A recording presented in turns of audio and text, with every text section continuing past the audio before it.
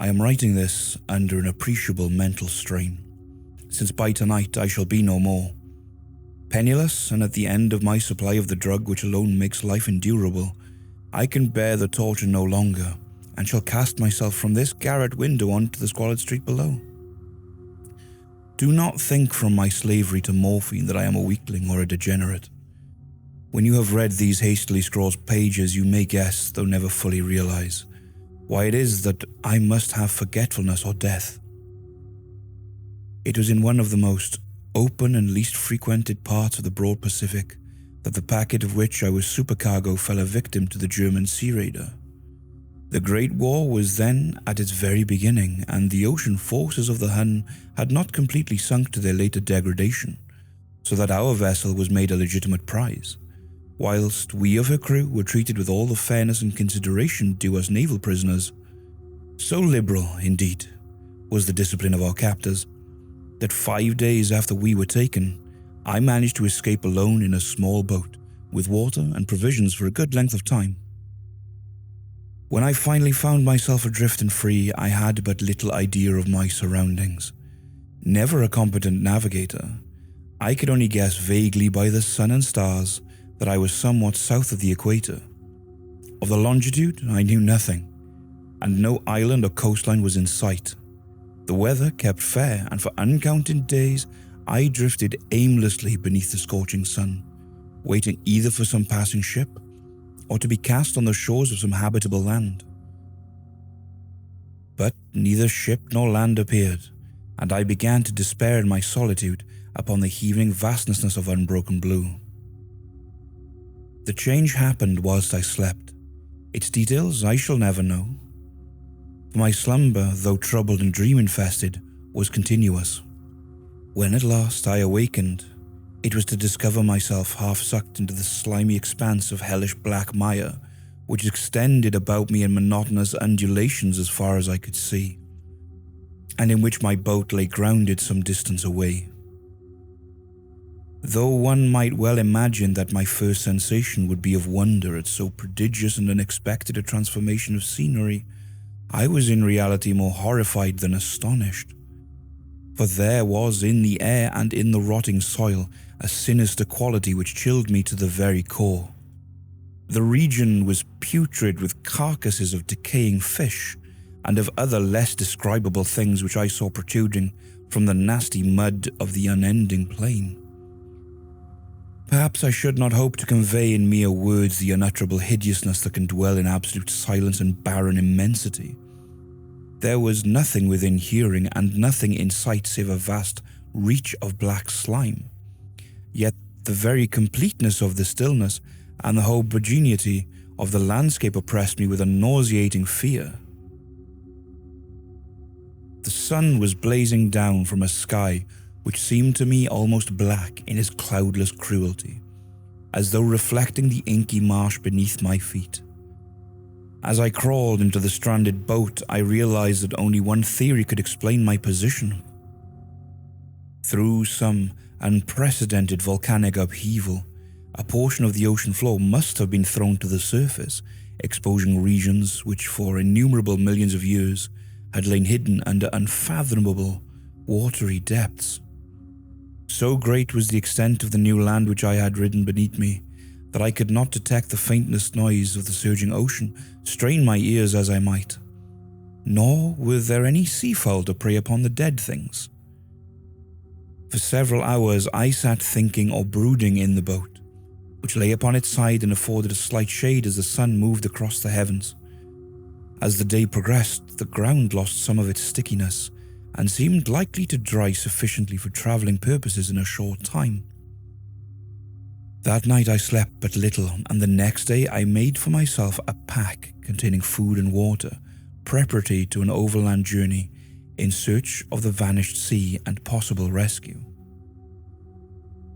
On the third morning, I found the soil dry enough to walk upon with ease.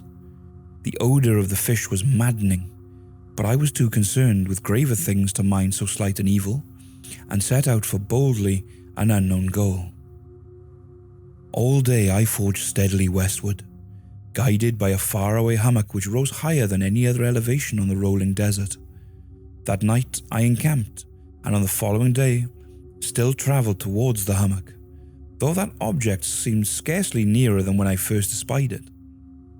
By the fourth evening, I attained the base of the mound, which turned out to be much higher than it had appeared from a distance.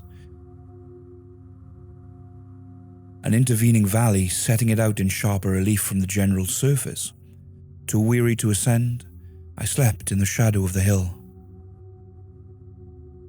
I know not why my dreams were so wild that night, but ere the waning and fantastically gibbous moon had risen far above the eastern plain, I was awake in a cold perspiration, determined to sleep no more.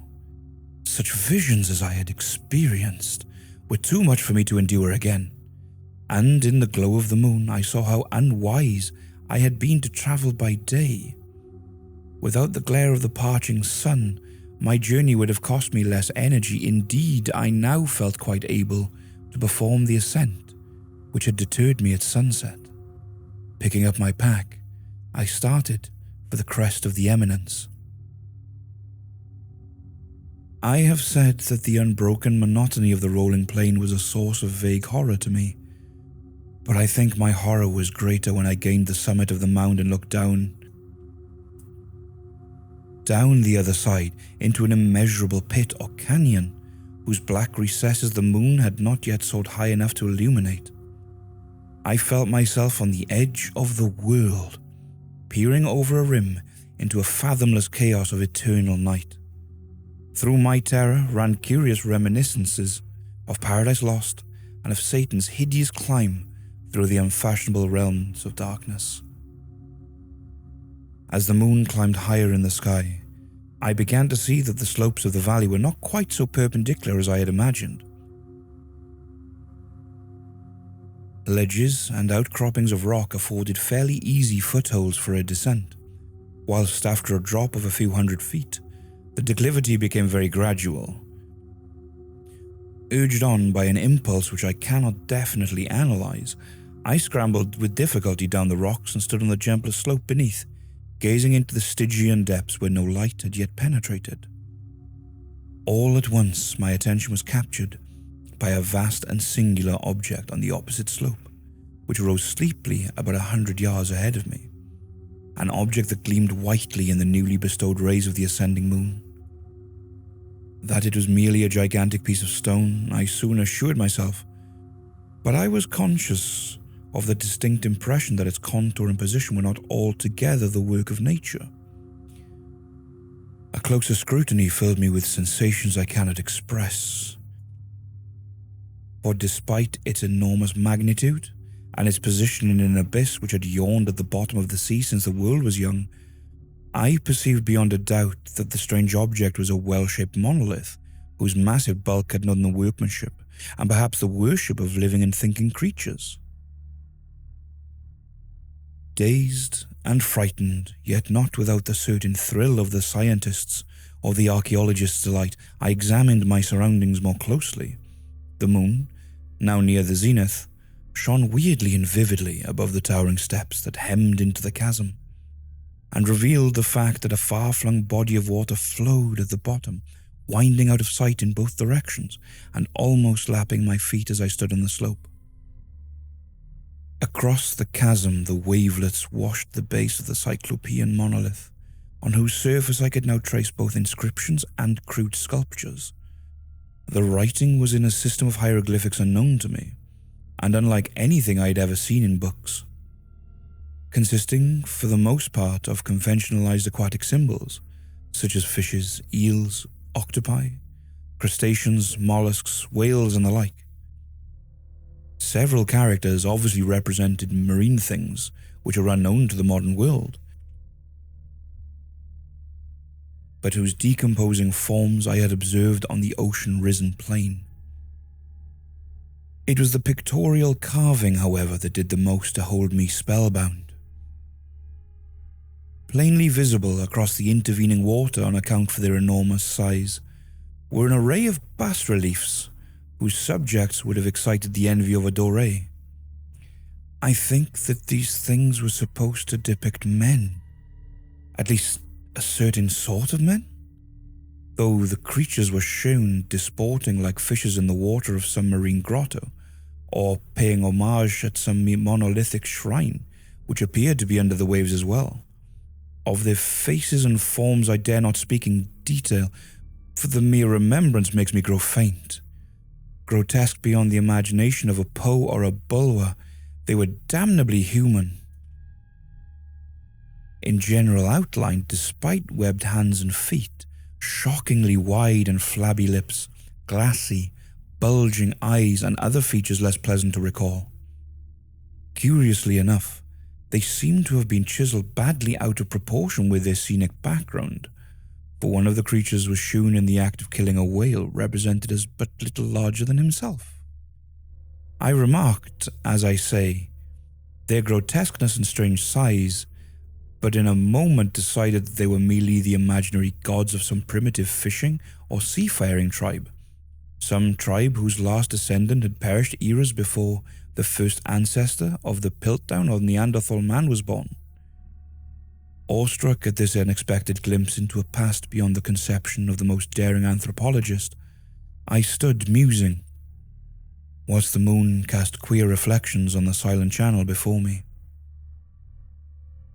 Then suddenly, I saw it. With only a slight churning to mark its rise to the surface, the thing slid into view above the dark waters. Vast, Polyphemus-like and loathsome, it darted like a stupendous monster of nightmares to the monolith, about which it flung its gigantic scaly arms, the while it bowed its hideous head and gave vent to certain measured sounds. I think I went mad then. Of my frantic ascent off the slope and cliff, and of my delirious journey back to the stranded boat, I remember little. I believe I sang a great deal, and laughed oddly when I was unable to sing. I have indistinct recollections of a great storm some time after. At any rate, I know that I heard peals of thunder and other tones which nature only offers in her wildest moods. When I came out of the shadows, I was in a San Francisco hospital, brought thither by the captain of the American ship which had picked up my boat in mid-ocean. In my delirium I had said much, but found that my words had been given scant attention. Of any land upheaval in the Pacific my rescuers knew nothing, nor did it seem necessary to insist upon a thing which I knew they could not believe. Once I sought out a celebrated ethnologist and amused him with peculiar questions regarding the ancient Philistine legend of Dagon, the fish god, but soon perceiving that he was hopelessly conventional, I did not press my inquiries. It is at night, especially when the moon is gibbous and waning, that I see the thing. I tried morphine, but the drug has given only transient surcease, and has drawn me into its clutches as a hopeless slave. So now, I am to end it all. Having written a full account for the information or the contemptuous amusement of my fellow men, often I ask myself if it could not all have been a pure phantasm, a mere freak of fever, as I lay sun-stricken and raving in the open boat after my escape from the German man-of-war. This I ask myself, but ever does there come before me a hideously vivid vision in reply. I cannot think of the deep sea without shuddering at the nameless things that may, at this very moment, be crawling and floundering on its slimy bed, worshipping their ancient stone idols and carving their own detestable likenesses on submarine obelisks of waterstone granite.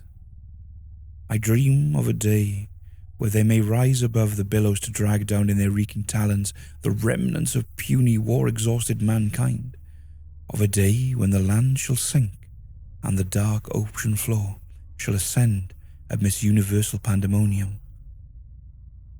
The end is near. I hear a noise at the door, as of some immense slippery body lumbering against it. It shall not find me. God, that hand!